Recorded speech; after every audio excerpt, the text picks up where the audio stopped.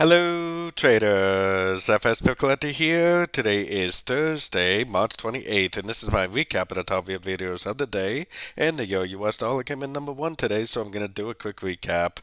If you'd like to see my full top-down analysis on the euro dollar, make sure you check out the video linked at the end of this video over here. So it did have a pretty good little push up today on the euro dollar, as you can see, but what happened? Another lower high, and a series of lower lows, lower highs. The higher time frames I personally think is probably in a 1-2 and wave 3 of wave C most likely. And if that is the case, it's probably going to go to at least a 161% Fibonacci extension. We're not even at the 123 yet, so I definitely would be primarily looking for shorts. It does almost kind of look like it could pop up, maybe even take out this high right here and then go down later on. Maybe it will do that to make more of a proper three-way pullback. Maybe not.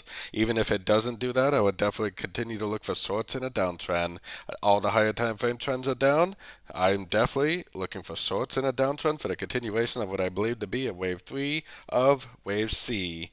And do remember that tomorrow and Monday is a bank holiday for most people, so the market could be a little slow, a little overlapping.